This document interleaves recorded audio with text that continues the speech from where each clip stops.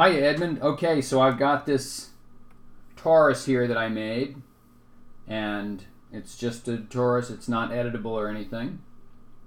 And you're going to go to Pipeline, Substance Engine, Load Substance. And you're going to load this file right here, the one that ends in SBSAR. Right there. Okay?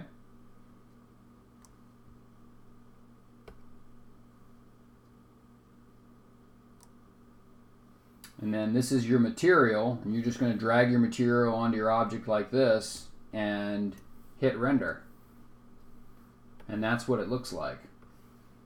Pretty cool, right? And we can change the tiling and the offset and all that kind of stuff, but in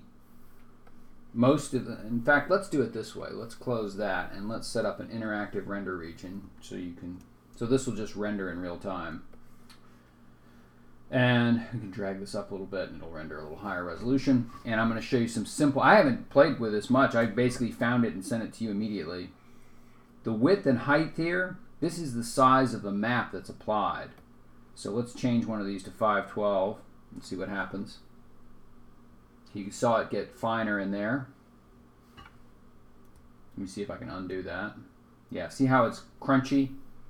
And now I'm going to set this higher, and it's going to be, set it up to 124.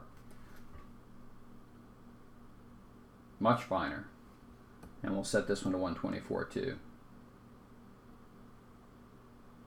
Right? So those need to be set the same, I guess. I didn't know that. And then you can adjust the different colors and all those sorts of things.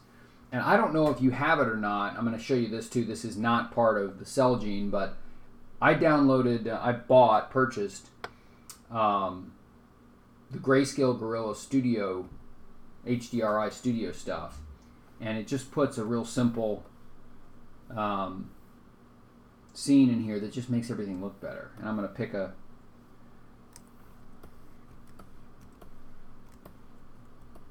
just going to move it around like that so you can see what's in there. And I'm going to go into my Grayscale Gorilla settings, and I'm going to open the browser and switch to, and I'm happy to show you, give you a demo on this too if you want it. But this is just an HDRI in there, and it's going to give it some nicer reflections and stuff.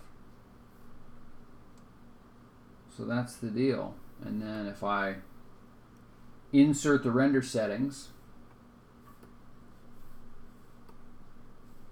and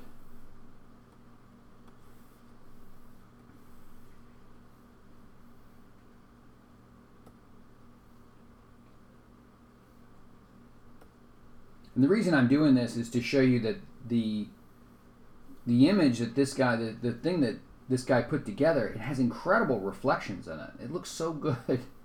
So I'm going to add, you can see some, let me render this for you so you can see it. You can start to see some faceting up there, so I'm going to give it more segments. Renders a little slower, but it looks a lot better. Does it? I guess it looks better. And the only other thing I'd like to do in this demo is to try to figure out how to make these look too stretched out to me. I want them to be smaller. Let's see here. And again, I get this stuff over here by finding the Substance Asset Manager and clicking on it in there. And again, I don't really know how to use this thing that well. I've just been playing with it a little bit. So, but the fibers that show up in between here, they look so good. Look at this. Look at those fibers showing up in there. Is that not the coolest thing? I love it. Let me go through here and render one of these at a higher resolution so you can see it. And again, I'm happy to meet with you online one time and show you about Grayscale Gorilla. It's not that expensive, and I've gotten to where I use it on a lot of stuff. So look at those fibers in there. It looks so good. So if you want me to do a little demo of this again with you and Cynthia, I'm happy to do it. It's so nice to be able to have this here. Let me show you some of the, where were the fenestrations? Here we go. I'm going to put some fenestrations on this and render it again. I think you can see that now. It looks pretty cool.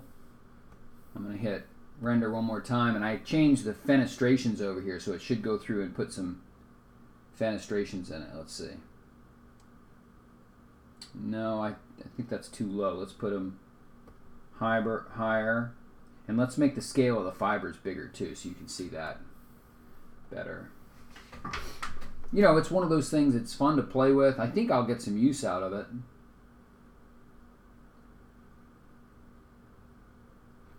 I guess that made the fibers smaller. Let's change the fiber scale lower.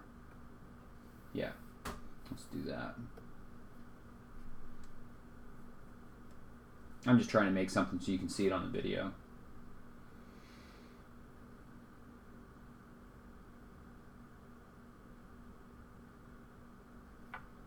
All right, so that's right. We're going to do the other thing, which is to try to get the. Let's let that render for a second. Get rid of our interactive render region. Now all I want to do now is squash these things and make them smaller in this dimension. And it's got to be either tiling the U or the V. So it's not going to be that. It's going to be this. Right? I just drag the U up. Blam! Look at that.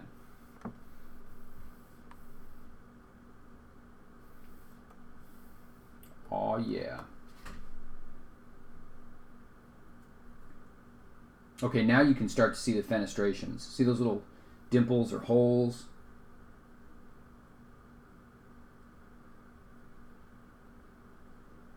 Pretty cool, right? What a wonderful tool.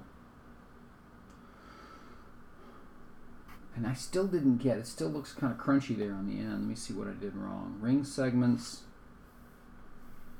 I'm going to turn on.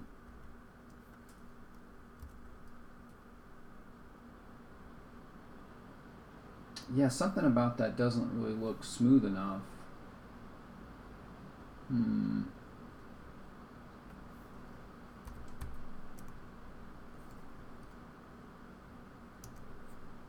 Oh, maybe that's it. We'll see if that looks better. Yeah, see the crunchy points up there? I mean, we could hyper-nerve it and make it nice and smooth. Let's see if this does it. And I think what it's doing is it's trying to displace it, and it just doesn't have enough geometry. Yeah, I think that's it. All right. So that's it. And I hope you'll go through and try to do at least the basics. It's very, very simple to use. All you have to do is follow the steps that I showed you. It really does make some nice stuff. And that's it. So I'm going to let this finish rendering, and then we'll be done. So anyhow, I thought you'd get a kick out of that. What a nice tool, huh? All right, my man.